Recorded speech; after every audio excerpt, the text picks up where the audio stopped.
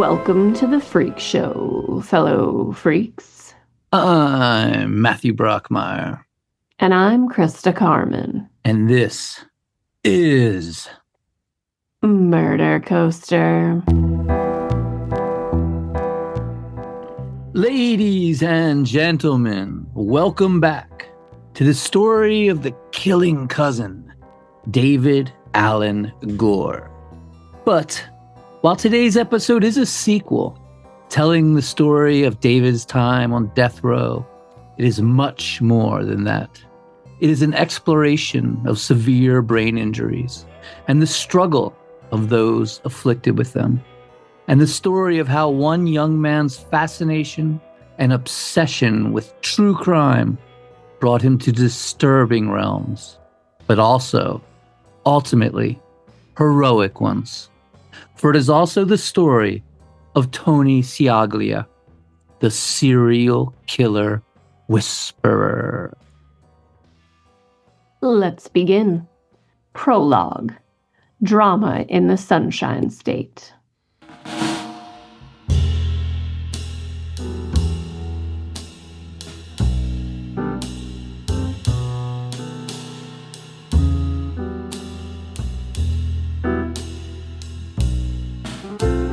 In early 2012, when Florida Governor Rick Scott met with Russ Lemon, a columnist for Scripps Treasure Coast newspapers, he had never even heard of serial killer David Alan Gore.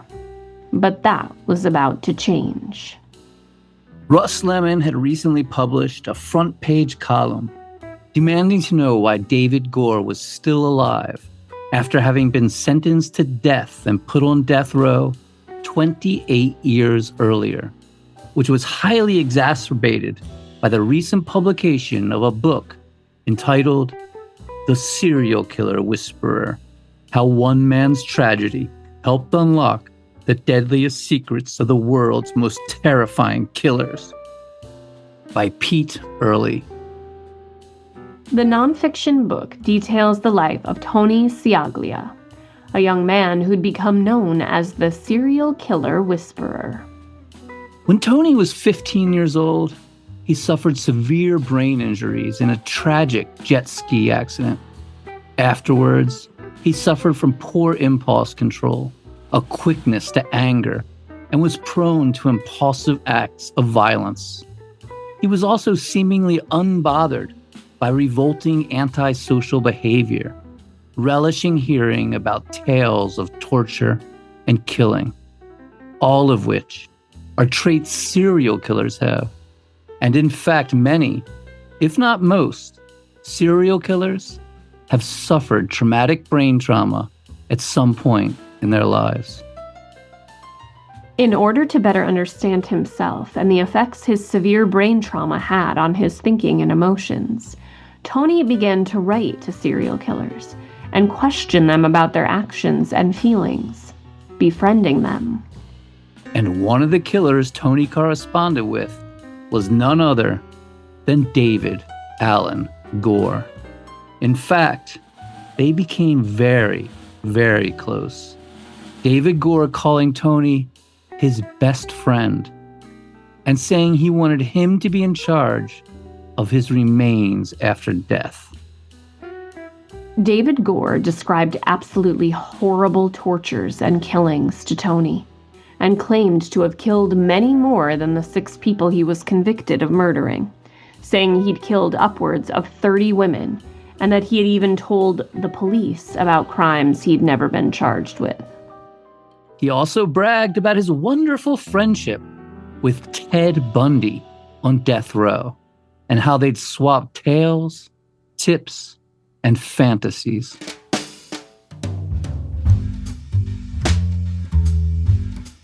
When Pete Early's book about Tony came out, containing many of the actual letters sent by David Gore, the Vero Beach, Florida community was in an uproar, shocked and sickened. In particular, the parents of 17-year-old victim Lynn Elliott, who were friends with journalist Russ Lemon, who, after reading the horrifying book, wrote his front-page column about it. Russ Lemon then happened to randomly meet with Governor Rick Scott, who was unaware of how David Alan Gore had been on death row for nearly 30 years bragging about his crimes. And meanwhile, local residents flooded the governor's office with emails, letters, and telephone calls demanding justice. So Governor Scott then fast-tracked the execution of David Gore, and within 6 weeks, he'd be strapped to a gurney with tubes in his arms and die of lethal injection. Russ Lemon would later say it was the bragging and lack of remorse in David Gore's letters that caused the execution to be fast-tracked and approved by the governor, saying, quote, "I believe the book is what put Gore's case over the goal line." Today we bring you the fascinating story of the death of David Alan Gore and the life of serial killer whisperer Tony Ciaglia. And obviously, much of today's episode is sourced from the book The Serial Killer Whisperer by Pete Early, as well as Tony Ciaglia's podcast, which he does with his dad Al, called Murder Phone. We will put links to the Serial Killer Whisperer book and the Murder Phone podcast website in the show notes. Check them out if this case intrigues you. They are both excellent. We will also list, as always, all of our other many sources, all of which we will obviously be using in the fair use of social commentary, news reporting, and criticism. And now, let's get on with the show.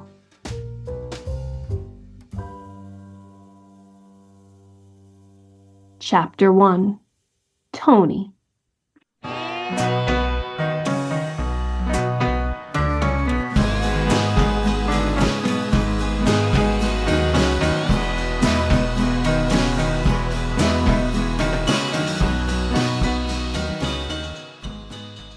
Tony Ciaglia was born in 1977 to parents Al and Chris, and a few years later, his younger brother Joey was born. Originally from Chicago, the Ciaglias, a close-knit family of Italian heritage, moved to the Dallas, Texas suburb of Plano. Tony's father, Al, was a self-made man who'd started off selling personal computers, but then moved on to owning and running 2 pizza restaurants in Dallas. And Al was also a musician, a drummer by trade, but they had keyboards, guitars, and all kinds of musical instruments around the house. The family loved Elvis, the king of rock and roll, and had even taken the pilgrimage to Graceland. Hell yeah. Everybody needs to visit Graceland at some point. While Tony loved music as well, his real love was sports. Tony went to Shepton High School, where he was a jock, a star football and basketball player for the Shepton Stallions. He was part of the popular in crowd, a good-looking kid with an electric smile and a strong jaw.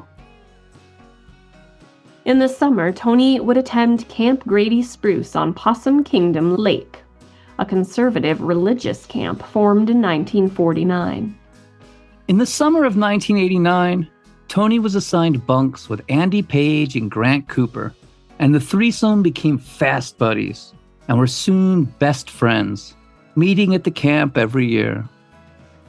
By 1992, Tony, Andy, and Grant were CITs, or counselors in training at Camp Grady, and it looked to be the best year yet. Tony had won the most gold medals that year at the Camp Olympics, and the girl he'd had a crush on for the last year, Kelly Christensen, well, she seemed to think he was cute, though Andy too had a crush on the pretty blonde girl. 1992 was also the year the camp got a Wave Runner jet ski, and everyone was eager to ride the jet-propelled water vehicle. Chapter 2. The Accident.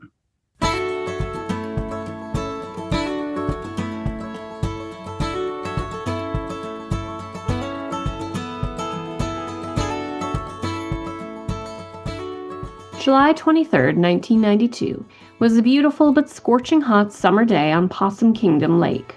That is quite the name. By noon, the temperature had reached 94 degrees, so everyone was cooling off in the water.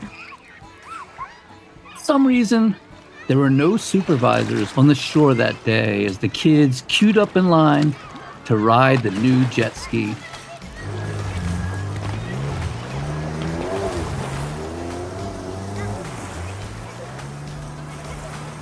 Tony was bobbing in the water, facing the shore, his back to the lake, talking with Grant when the jet ski began racing toward the cove.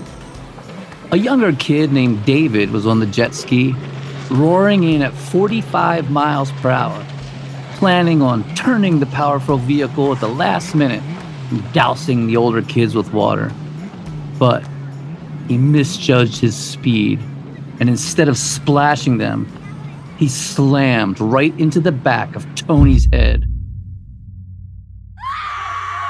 There was pandemonium, screaming and chaos as blood stained the water. Tony was found floating face down and pulled to the shore, completely unconscious. A Air Flight helicopter was alerted and swooped down, picking up Tony and flying him the 20 minutes to the Heritage Methodist Hospital Trauma Unit in Fort Worth, his heart stopping 3 times along the way.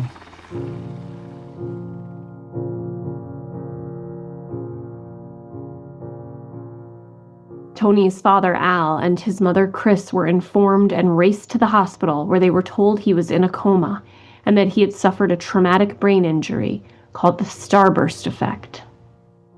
Ooh, this is gnarly, man. So the brain is like jello in your skull. And when Tony got hit in the back of the head, his brain slammed into the front of his skull, where thousands of little cracks spread out like the starburst pattern you'd see in a smashed car windshield. His brain then ricocheted back, slamming into the back of his skull, doing the same thing there. Ugh, that's creeping me out. Yeah. What is stranger and oddly disturbing is that the only obvious injury was the bump and laceration on the back of the head.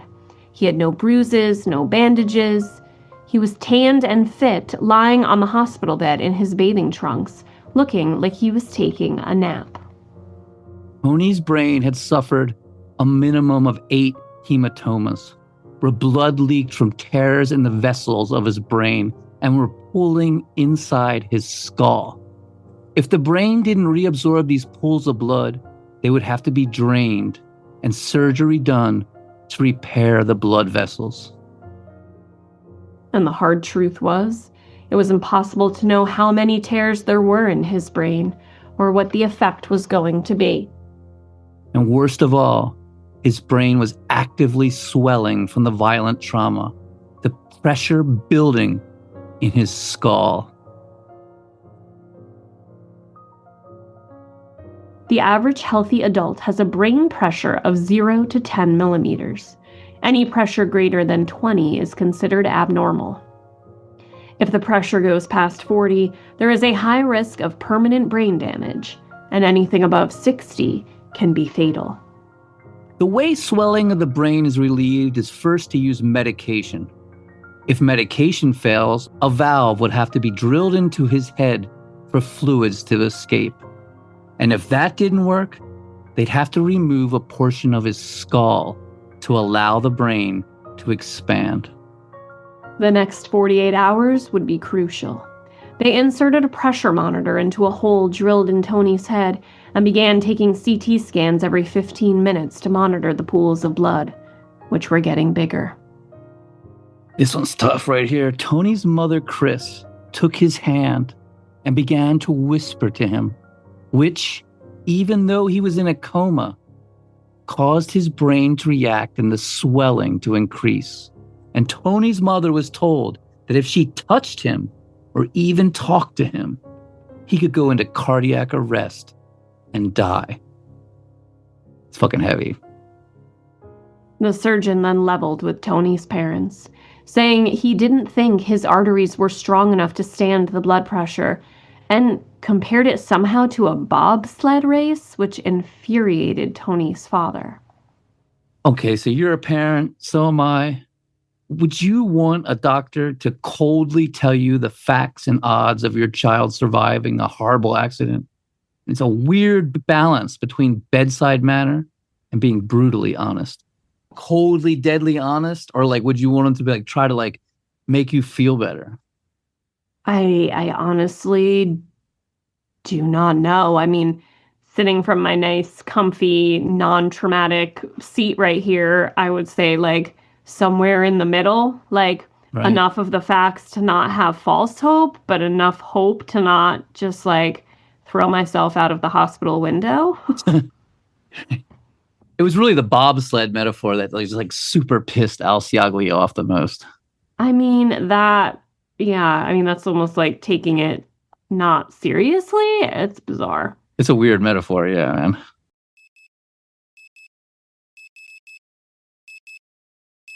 They all stood in Tony's ICU room, glued to the green numbers flashing on the screen, which were slowly rising. 35, 36, up, 39, and then 40, where permanent brain damage was a possibility. Then up, 41, 42, 43, 44. Tony's parents were obviously freaking the fuck out, weeping, trembling, wondering if they were going to watch their son, who looked perfectly healthy, die right there in front of them. The numbers rose and rose. 47, 48, and then back to 47, then 46. The pressure had stabilized. He was going to live. But trauma nurses wondered if it was a good thing he'd lived. Most likely he'd be brain dead, unable to walk, speak, or feed himself. One nurse even told Tony's mother she was praying he would die. Which, what the fuck, man? That's some fucked up shit there. Yeah, who are these doctors and nurses at this hospital? Chapter 3, Recovery.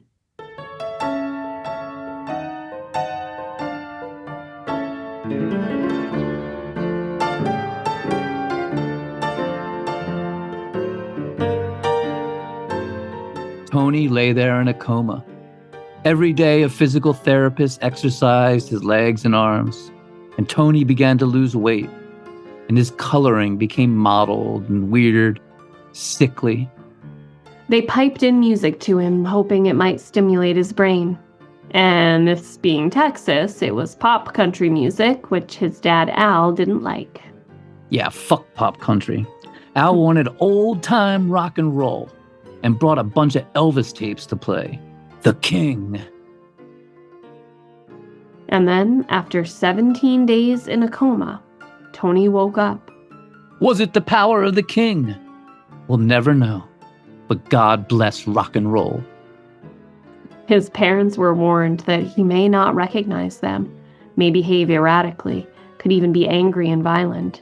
But when Tony saw his parents, he just said, "Hi, Mom. Hi, Dad." But he couldn't respond to questions, could barely talk, couldn't form a complete sentence, and he just wanted to sleep. Tony was taken to the Dallas Rehabilitation Center to recover, his mother moving into his room with him. Oh man, this story is such a tearjerker. He had to relearn to walk, talk, eat, and even very basic things like swallow. He couldn't even swallow. But he worked hard, determined not to be bedridden. And soon he was up, walking, though he had to be aided, and pushing himself. It was going to be a long haul. He struggled with learning to speak, turning thoughts into words, and getting those words in the right order. And brain scans show that much of his temporal lobes, both right and left, had been destroyed. He'd be lucky to gain 70% of his cognitive abilities back. Al began taking Tony out to eat, sneaking him out of the hospital into hamburger joints, then sneaking him back in the hospital. And in September of 1992, Al told the hospital that he wanted Tony discharged. He wanted to bring him home, though the therapists were all strongly against it. But Tony was anxious to move back home and get on with his life. So he did, moved home and set to recovering.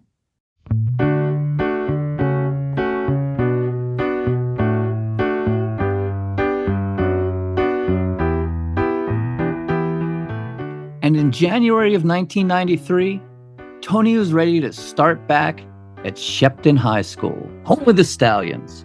And a large sign greeted him, reading, "There's a stallion in the house. Welcome back, Tony Ciaglia, Shepton's Italian stallion." Tony even started playing basketball, the gymnasium erupting when he took to the court. And the brain injury had not destroyed his coordination or physical abilities as he swooshed 2 free throws after being fouled. But mentally, he couldn't compete. He just couldn't remember the plays, got confused very easily, and was forced to quit the team. And then everything began to change and went topsy-turvy.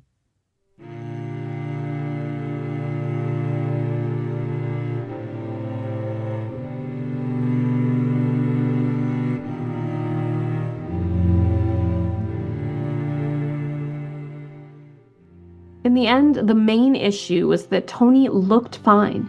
You couldn't see the trauma to his brain, but he was suffering serious learning issues. The kids started calling him stupid, laughing at him as he struggled to speak or solve a simple problem. The social clique he had been in as a star athlete, the popular crowd, now shunned him. Kids can be so cruel, but even his teachers didn't understand his struggles and would make rude remarks to him, thinking he was just being lazy or careless. It got so bad that he quit school and decided to homeschool rather than face the ridicule of his former friends. Friendless, misunderstood, struggling to adapt, he found determination and solace in one of the most American of places, Elvis Presley, the king of rock and roll.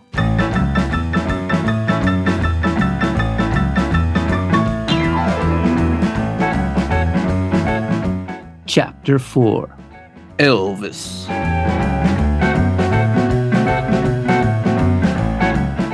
Tony had these songs stuck in his head. At first, he didn't even know what they were, where they came from, but then his mom explained that they were Elvis songs, and his father had played him Elvis while he was in a coma. So Tony became obsessed. He got books on Elvis, old movies featuring the king, and he started singing. He began practicing singing Elvis songs on a karaoke machine for hours on end. He went to a Dallas Elvis impersonator contest and won first place, getting himself a leather jacket worn by band members on Elvis's final tour, and a year's worth of jelly-filled donuts. While most of the other older performers were wearing white jumpsuits, rhinestones, and jeweled sunglasses, Tony took on the persona of the young, sexy, crooning rock and roller of the 1950s.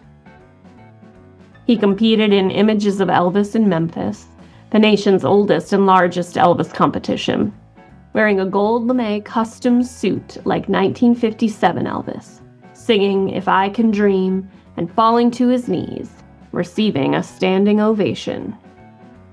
But Tony's brain trauma was beginning to display itself in frightening ways.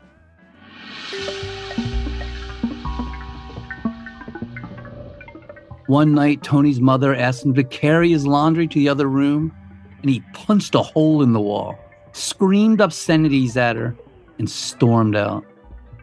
He became suicidal, to the point a therapist said he needed to be watched 24 hours a day to stop him from killing himself. And Tony was made to sleep in his parents' room in a sleeping bag on the floor, so they could keep track of him at every second. Tony had damaged the prefrontal cortex, which governs the higher functions like problem-solving, planning, and organizing. And it had also damaged where emotions were regulated and behavior is controlled. He now no longer had the ability to control an emotion when it came upon him. He acted on impulse, alone. All of which was exacerbated by him being a teenager and struggling with the normal hormones and mood swings of being at that age. He could go from utter bliss and overwhelming joy to total melancholy and suicidal despair in an instant. So he was put on a cocktail of drugs, which constantly had to be reevaluated. And he ballooned in weight, the drugs making him lethargic and dull. At 16, Tony was taking 16 pills a day, many of them powerful antipsychotics. Tony joined a church choir but was told to leave after being accused of groping a girl, which he claims was accidental. He got into roller hockey, but then got into a fight with another player and their father and was forced to leave. He started playing church basketball and ended up hanging from the rim of the hoop by his hands and cursing and taunting the officials. He got into a fight at the ice skating rink. Then, sitting in the stands at his brother's hockey game, Tony started cursing at a woman for cheering for the opposing team, then threw his drink in her face. Al having to drag him out, screaming, sorry, he didn't mean it, he has a brain injury. The entire game stopping to watch the drama unfold. Tony was sent to a private school, but got kicked out after getting in a fight. At the mall, he pushed a girl down and began screaming in her face. But as the right cocktail of drugs was found, he began to calm and finally come to a sense of normalcy. His parents hired homeschool teacher Nancy Smith to come to the house and instruct him daily, Tony wooing her with his Elvis singing. And Tony progressed academically. And eventually, Tony managed to graduate and get his diploma. Yes, Tony, you did it! Then some religious woman named Christa Blackman came to Tony and said she had had a dream, and his brain was now completely healed, that God had cured him, and he could now go off his medication. So he did. He'd actually been having a lot of overwhelming feelings of spirituality after the accident, and he would go on to become very religious. But within a week of being off his drugs, he was flying into angry rages, smashing things, falling to the floor, kicking and screaming, weeping hysterically for no reason, and completely out of control. Yeah, fuck that. Fuck Christa Blackman. Like, who does that? Right. The fuck is she anyway? He became incredibly suicidal, ended up driving down Interstate 35 at 100 miles per hour towards Oklahoma, determined to either drive over a bridge or force a police officer to shoot him. When his therapist called him on his cell phone, reminding Tony that he'd promised him he wouldn't hurt himself, Tony calmed down, went back home, and began taking his medication again. Modern psychiatry and medicine may not be perfect, but it's better than the dreams of religious fanatics, I'll tell you what. Here fucking here. Chapter 5. Viva Las Vegas.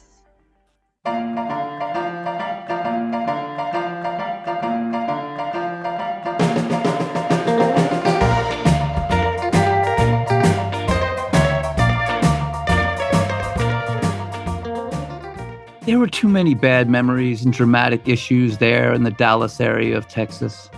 So Al decided to move the Ciaglia family somewhere that Tony's oddness wouldn't stand out so much, and decided on Las Vegas.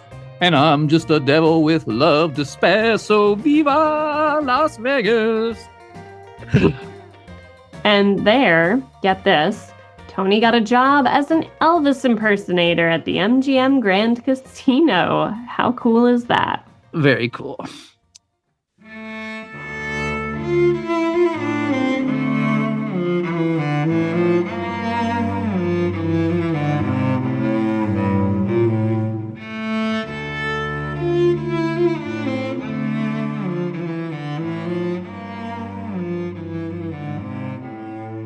Okay, it is said in medical textbooks that damage to the frontal lobes can cause impulsivity, emotional and or social withdrawal, aggression, outbursts of rage and violent behavior, disorganization, impaired social judgment, uncharacteristic lewdness, inability to appreciate the effect of one's behavior on others.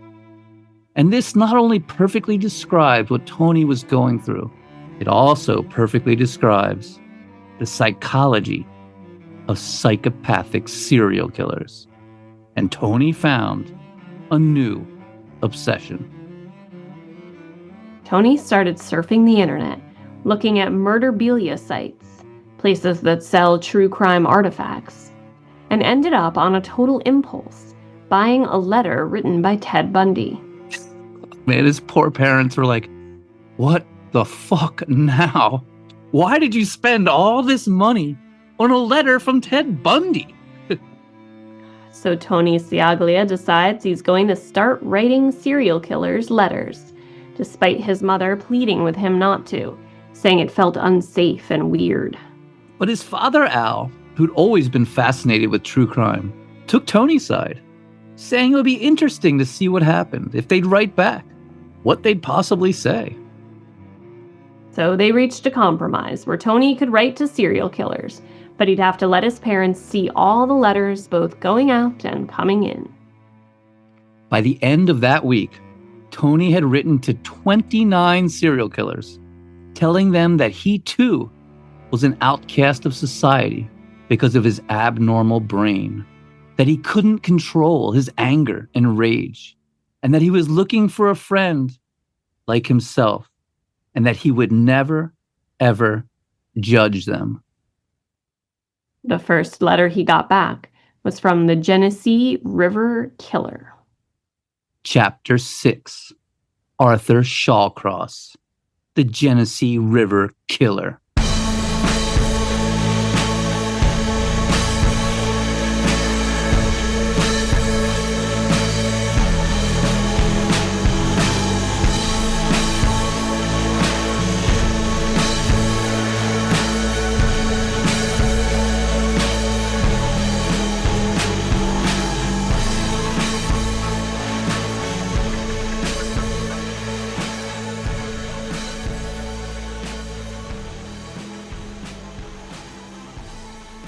Arthur Shawcross, or Artie as he was known, was one of the most notorious and vile of modern serial killers, known as both the Genesee River Killer and the Rochester Ripper.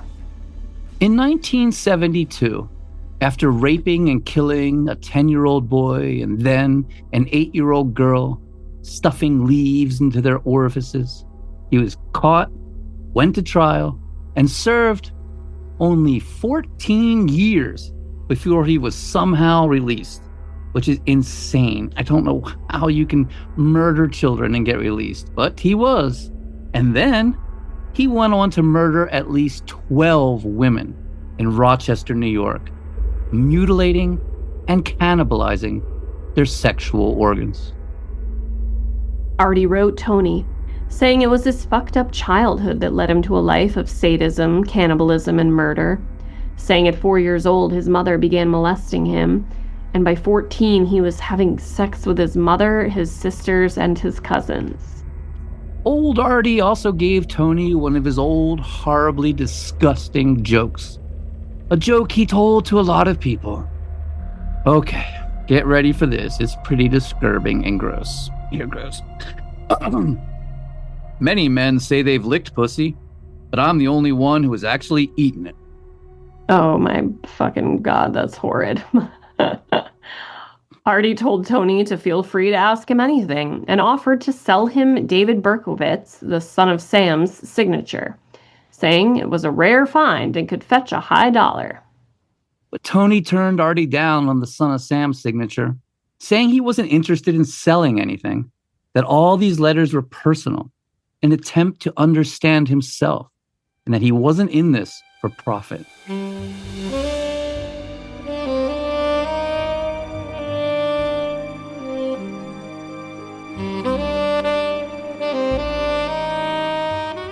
Artie Shawcross and Tony Ciaglia would become so close that they'd call each other best friends, the two having long conversations on the phone. Artie even sent Tony recipes that he passed on to his mother so she could make marinara the, quote, Shawcross way. I don't know if I want to know what's in that. Okay, right? Oh, Jesus. Artie even sent Tony poetry that he'd written.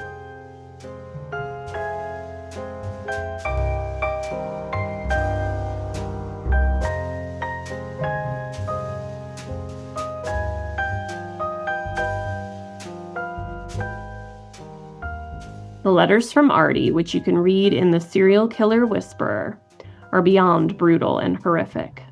But perhaps because of Tony's brain injury, or because he just had a love for the extremely morbid, they didn't bother him.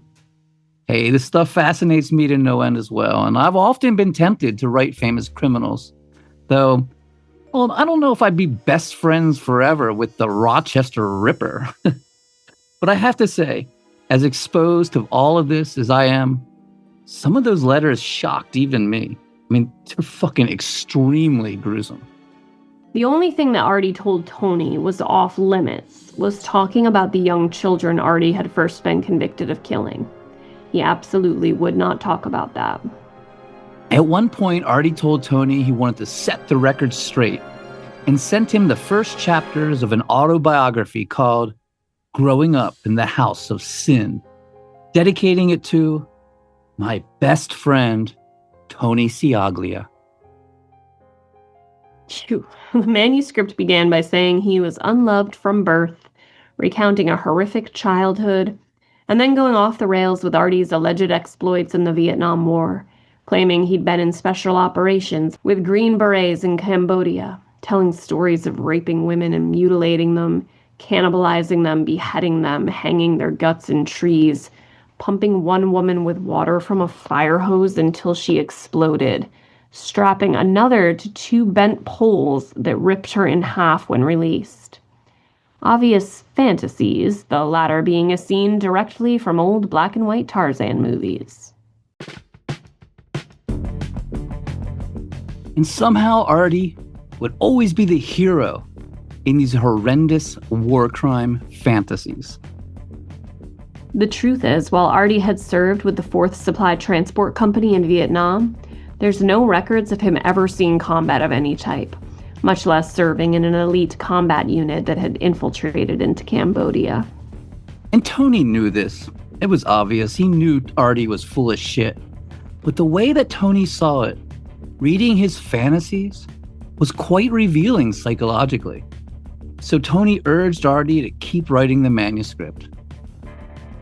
Soon Tony was corresponding with all kinds of serial killers, including Joe the Cannibal Metheny, both Kenneth Bianchi and Angelo Buono, the Hillside Stranglers, English child killer Ian Brady, Harvey the Hammer Kerrigan, Sunset Strip killer Douglas Clark, Elmer Wayne Henley, who'd been Dean Corll's assistant, freeway killers Patrick Kearney and Randy Kraft, and the Night Stalker Richard Ramirez, to name just a few. And of course, Tony wrote to the killing cousin from Vero Beach, Florida, David Alan Gore.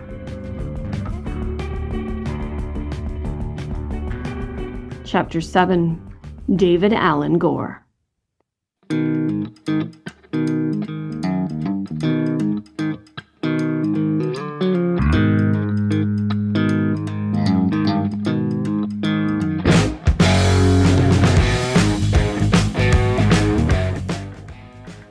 Not only was Tony writing to serial killers, he was talking with them on the phone, to the point that his parents installed a separate line to a special phone called the Murder Phone, which would also become the name of the podcast Tony and his dad Al started.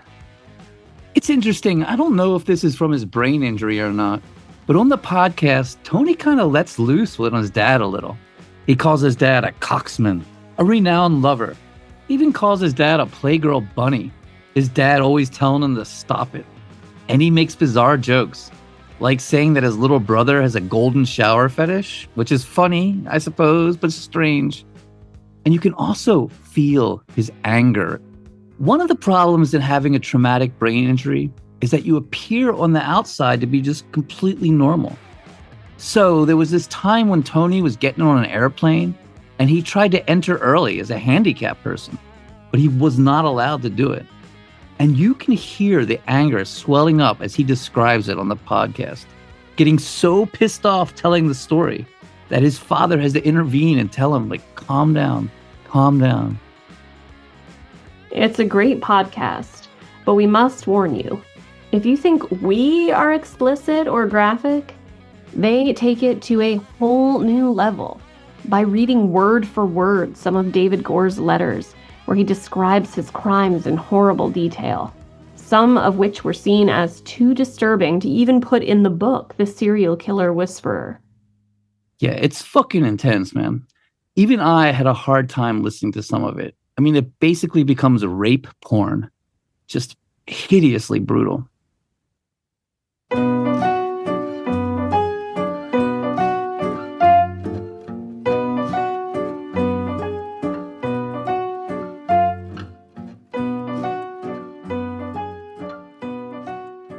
At this point in time, around 2005, David Alan Gore was writing a lot of people, including listener and friend of the show, Joe Hiles.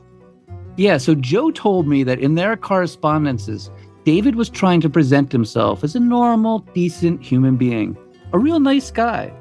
But then he accidentally sent Joe a letter meant for another person. That was horrible beyond belief. Bragging about his murders and saying he wanted to be fucked by the guy he was writing to while he raped and killed a woman. Just gnarly stuff. And Joe says when he later read about David Gore's letters getting his execution expedited, he wasn't surprised at all. And David Gore did not hold back with Tony. Disgusting and horrible, David Gore's first letter to Tony stated that the girls in his town, whom he called cunts, were all teases. And since there were no sex workers around to relieve his lustful urges, he was forced to either date rape or have sex with girls passed out cold, saying he had no scruples when it came to sex. He also casually mentioned how he and his cousin Freddie fantasized about sucking on the breasts of Freddie's mother. And disturbingly, he describes a time when he and his cousin were about to abduct a woman and were disturbed by Fred's mother, and how Fred was so angry, he contemplated raping and murdering his own mother to fulfill the urge for sex and violence.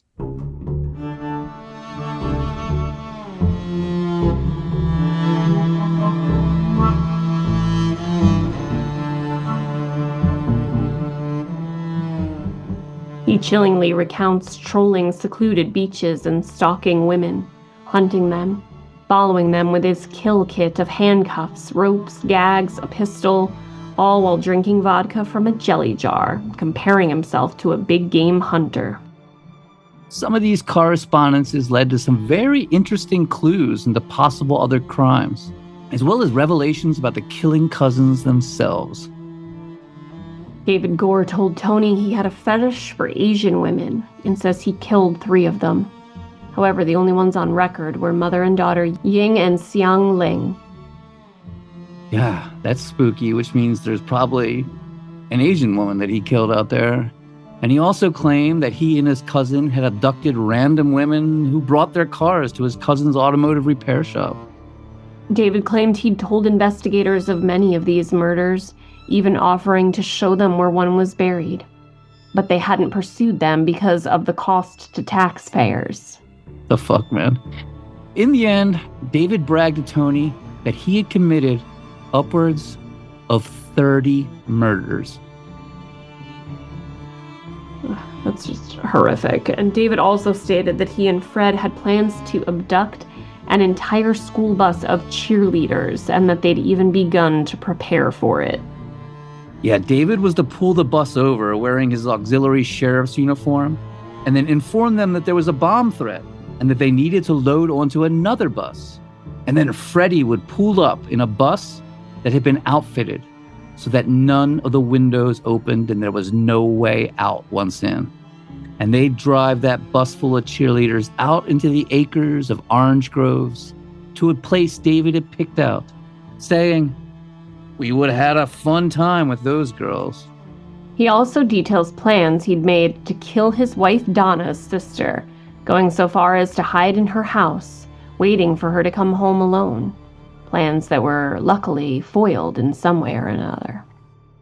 He claims that he and Freddie were in the process of buying a house way out in the country before they were caught, a place that they could bring victims to where no one could hear them scream, a house specifically designed for torture, rape, and murder.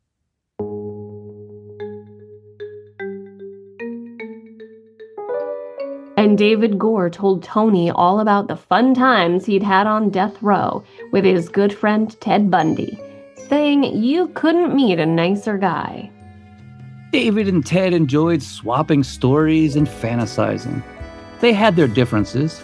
Ted liked his victims on the younger side. David liked older women. Ted was a necrophile. David wasn't. But they obviously had a lot in common as well, including, among other things, an obsession with biting their victims and a hair fetish. David said that while he liked to scalp girls and keep their hair, Ted preferred decapitating them and bringing their whole head home, keeping the decapitated head in the refrigerator to stay fresh, and putting makeup on the face before he had sex with it. That is horrific. But yeah, you couldn't meet a nicer guy. Ted Bundy also supposedly told David about several unknown murders. In particular, a cheerleader he'd been stalking. He'd become fascinated with this girl because of her hair, which fell down past her waist. Ted says he confronted her, telling her that he was a firefighter, producing a badge to prove it, and that her house was on fire, and her parents had sent him to get her. He then strangled the girl with her own hair. You couldn't meet a nicer guy. And, horribly, Ted Bundy would brag to David that he'd used the same fireman ruse to lure 12-year-old Kimberly Leach from her middle school playground. Ted would also claim he came upon a farmhouse, and while the father was out on the tractor plowing the fields, Ted murdered the mother and daughter, leaving them lying spread-eagle and naked in the house for the farmer to find when he came in from the fields. Are these stories from Ted true or just fantasies and bragging lies? We don't know.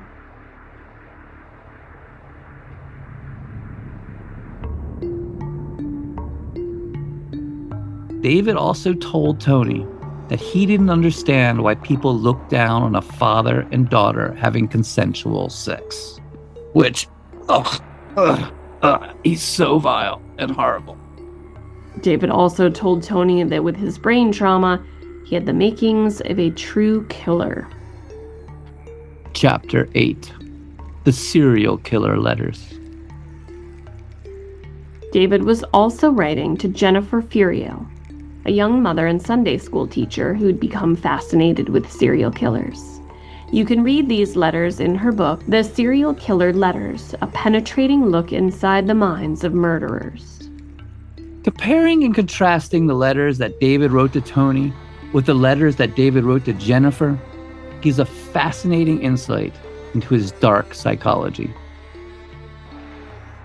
While in his letters to Tony, David says his urge to rape and murder women was most likely genetic, and that he'd had fantasies of sex and violence from childhood, and began raping women as a teenager.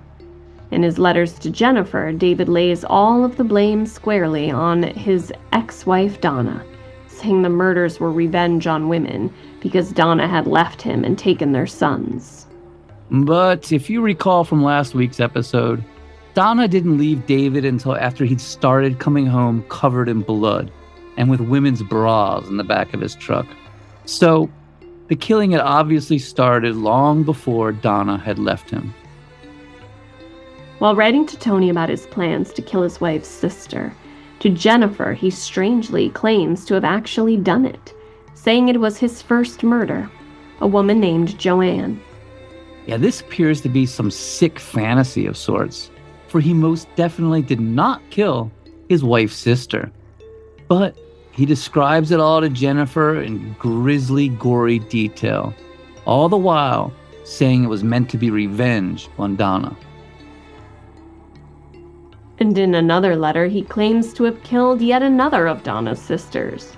In this one, saying he'd hung her by the ankles, cut her throat, and skinned her like a deer, taking all of the skin from her body.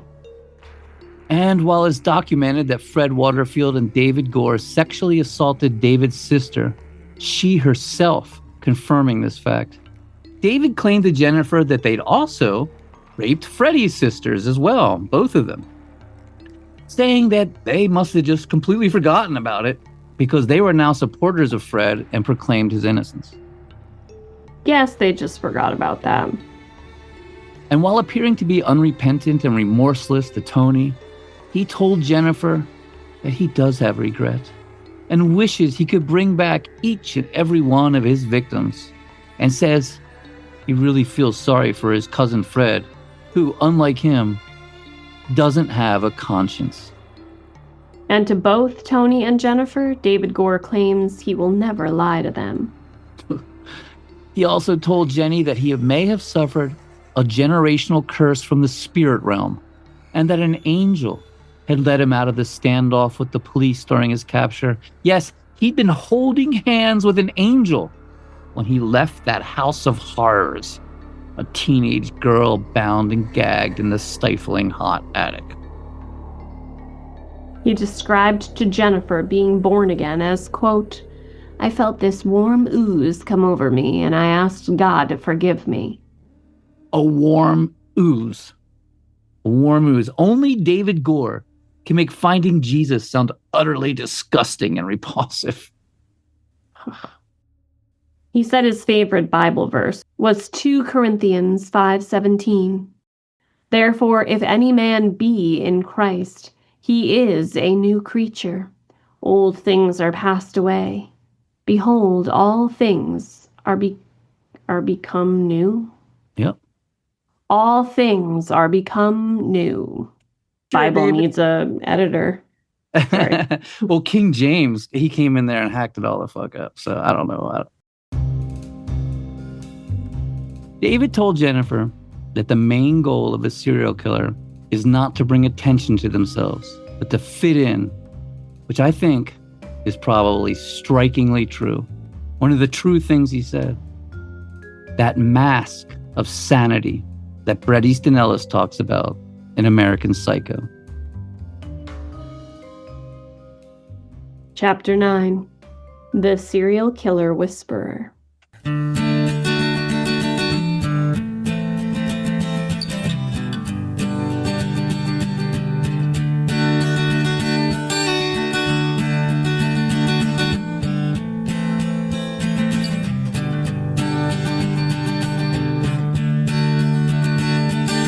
Found myself in the same old mess, singing the hallelujah songs over and over again, thinking one of these days I might find myself in the mirror at the mall at the consumer shelf. One of these days, such a funny phrase. When the hell did I start saying all of these strange things? And I'm so tired of being tired. I'm so tired of being tired. And I gotta move on. I gotta move on.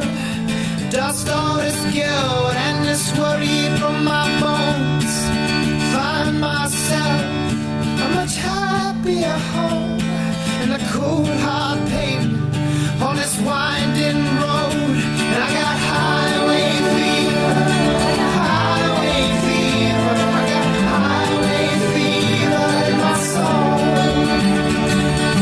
Highway fever, highway fever, highway fever in my soul.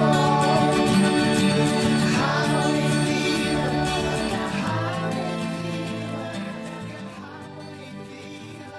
There was a childlike simplicity in the way Tony wrote, and perhaps because of the damage to his frontal lobes, he wasn't shocked and disgusted by the brutality and cold-hearted sadism these killers described.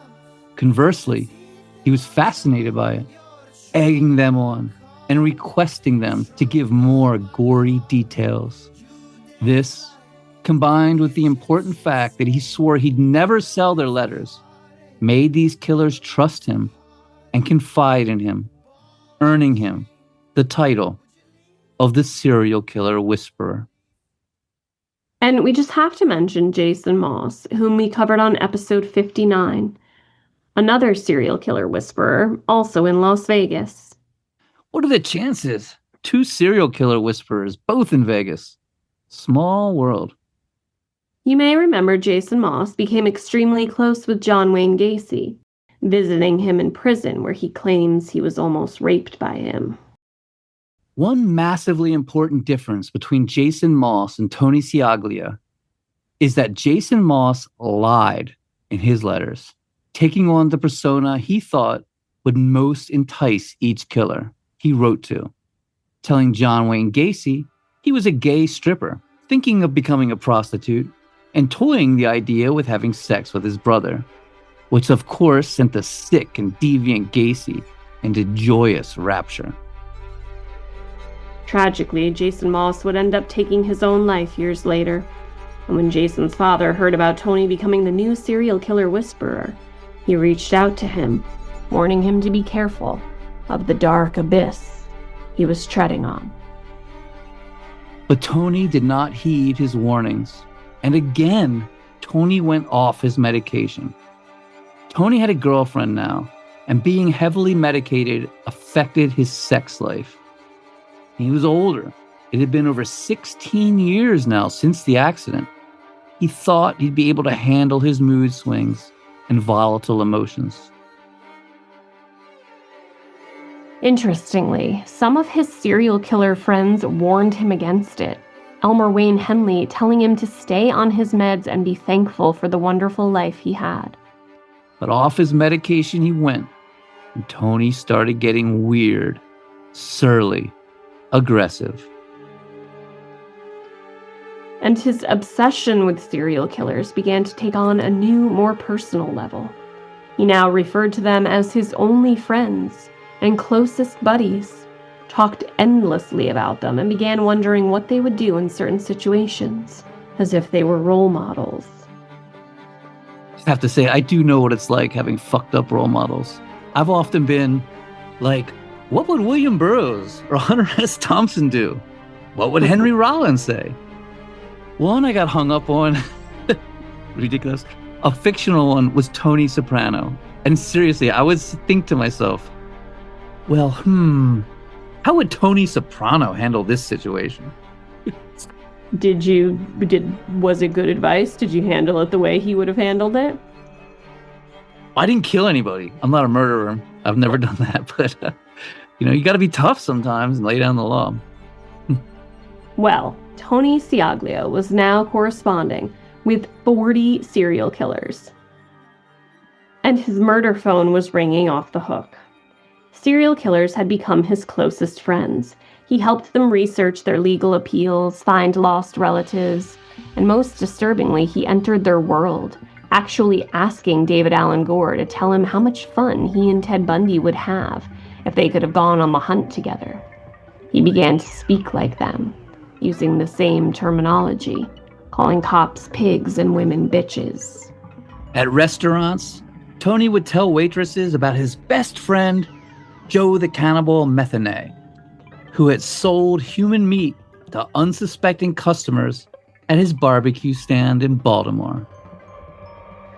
When Al suggested Tony pull back a little, relax on his obsession with these men, Tony told him that he couldn't because they needed him. His father tried to explain to Tony that they were psychopaths. They couldn't empathize or love, that they were just manipulating him, using him. They weren't really his friends.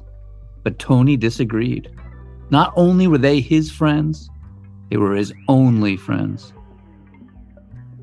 And the longer he was off his medication, the quicker he became to anger, growing paranoid, thinking he was being followed, distrustful of even his family and girlfriend. He began to think what it would be like to kill a stray cat or abandoned dog. Red flag. At Thanksgiving, Tony's uncle suggested that all serial killers should just be executed, that the only cure was a gun and a bullet, and Tony attacked him, ruining the holiday. Then, while in the therapist's office with his father, Tony went berserk, screaming and cursing, smashing his fist into a mirror, gashing his hand open, then running out into the parking lot, taking a rock and smashing out the windows of his father's car. He then wrote to old Artie Shawcross, bragging about the incident. Finally, after a family intervention, Tony agreed to go back on his medication, but he refused to stop corresponding with his serial killer friends. Chapter 10. Redemption.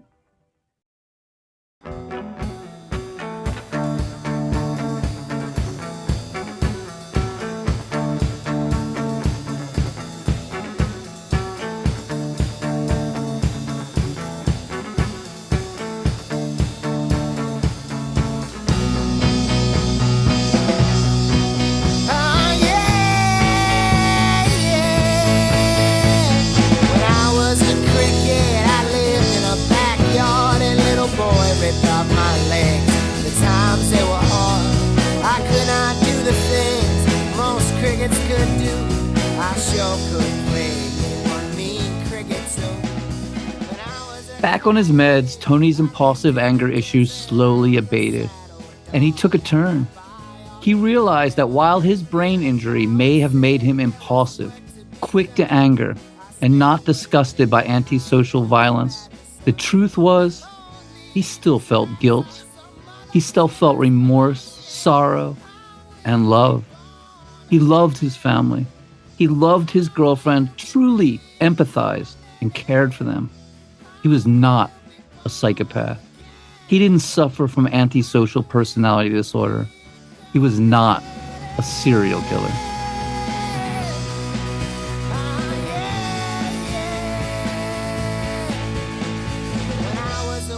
It was then Tony decided to use his serial killer whispering abilities to help people and solve murders, identify victims, and bring peace to victims' families. First, he tried this on Artie Shawcross. Tony and his father actually flying out to visit Artie in prison. An utterly bizarre encounter. Shawcross berating them for being late, then describing the act of mutilating a woman's sexual organs and eating them. Ugh, so gross. Tony later tried to get Artie to confess to unsolved murders, but the cold-hearted killer refused, actually saying, "Not cool, man. Shame on you." But Tony persisted, and eventually Artie agreed to give him information. Then died of a heart attack, taking the information on the unsolved murders to the grave. Tony then tried to get Joe the Cannibal Metheny to give him details about unsolved murders, visiting him in prison as well. But Joe said he'd only do it if he was paid large sums of money, which Tony refused to do. Then Tony turned his attention to old David Alan Gore, using his letters as clues. David Gore had told Tony how he used to hang out at the 76 truck stop and how he'd met a Native American girl there. Of course, having a hair fetish, he was attracted to her long, shimmering black hair. He wanted that hair, so he got her drunk and took her out to his car, where she passed out with her head on his shoulder. He then drove her to the orange groves, to that dirty little trailer. He sexually assaulted her, strangled her to death, and scalped her.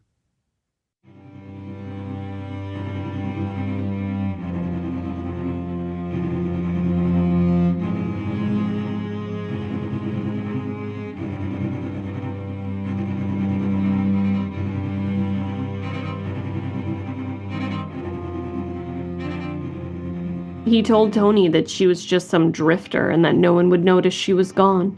But he was wrong. It is believed this woman was named Rose Two Trees, and she had a mother who loved her very, very much. Rose had been hitchhiking right through the area David Gore used as a hunting ground when she went missing. And David said yes, he believed her name could have been Rose, and she perfectly matched the physical description David gave. But since they never found the body, it couldn't be proven definitively. Regardless, when Tony and his father contacted Rose's mother, who'd been grieving and searching for her lost daughter for 2 decades, she said it gave her a great sense of relief and closure.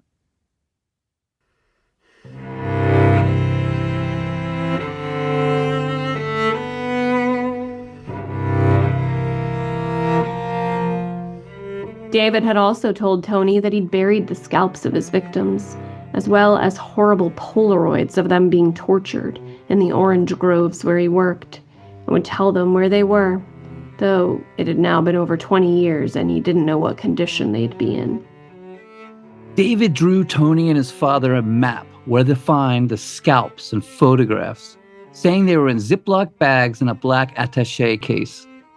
So Tony and his father flew to Florida to meet with David on death row, so he could give more exact details.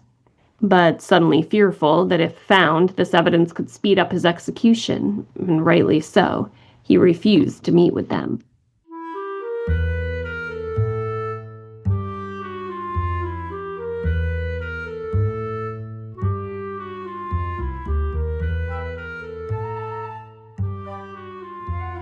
Frustrated but undeterred, David and Al followed the map out into the maze of orange groves and were eventually able to find the spot David had told them about, a large barn that housed tractors. It was a vast area. They made a few futile attempts at digging, but without a precise location, it was a fruitless search. Yeah, and I can tell you from experience that anything buried for over 20 years is going to be completely composted at this point, especially hair. I've buried money before, carefully, sealed it up in 5-gallon buckets, and after just a few years, it had begun to rot. And in the heat and damp of an irrigated Florida orange grove, that attaché case would be long turned to soil. Hair as well, even if it was in Ziploc bags. And Polaroids fade even when they're well taken care of. Eventually, after a long period of silence, David Gore again began communication with Tony, telling him he'd make it up to him by giving him detailed information on a minimum of 12 unsolved murders. While the letters and phone conversations between David and Tony were monitored by the prison, letters between David and his lawyer were not. Therefore, David said he could send his lawyer detailed letters that the prison would not be able to read, and his lawyer would then pass those letters on to Tony. They planned on writing a book together, through David Gore's point of view, that would solve many murders. But this would never happen. Chapter 11. The Death of Gore.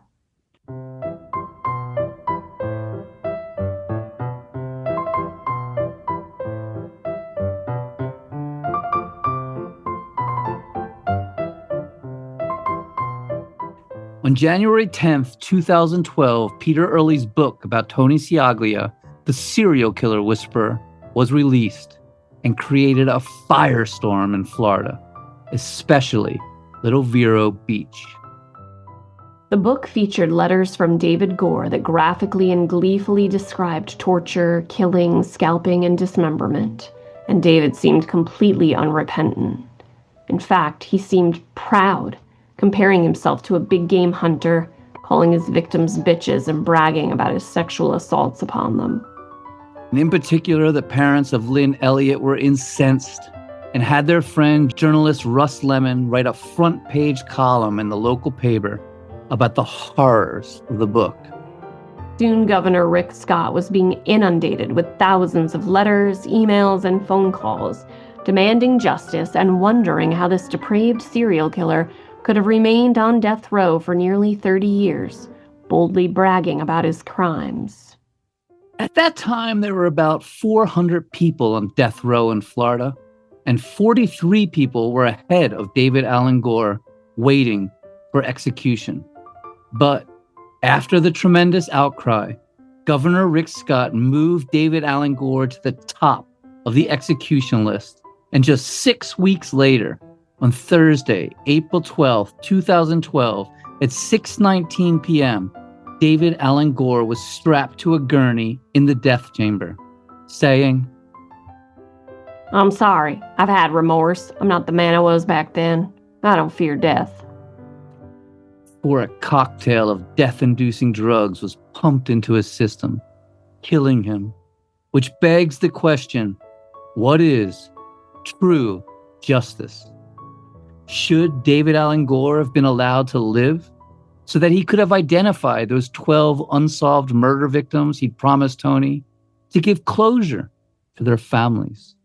Or should he have met the punishment that had been handed down nearly 30 years earlier?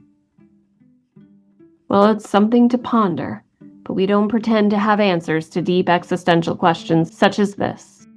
We're just storytellers. We'll leave that up to you. And we'd like to point out that while this episode focused mostly on David Gore, Tony Ciaglia had developed a deep personal relationship with many, many serial killers, all of which are detailed in the book, The Serial Killer Whisperer. We only covered a fraction of the actual story. So if this episode interests you, please check out the book. There's links in the show notes. And on behalf of Tony Ciaglia, we would like to personally say, if you know someone with a traumatic brain injury, please be patient and kind with them. It is an invisible affliction from which they suffer. And thank you so much for listening. Do you have a case you'd like us to cover? Did we get something wrong? You just want to say hi? You got some music you want us to play? Let us know at murdercoasterpodcast@gmail.com. That's murdercoasterpodcast@gmail.com. We will see you next week with more tales of mayhem and murder. Thanks so much, and we'll catch you next time.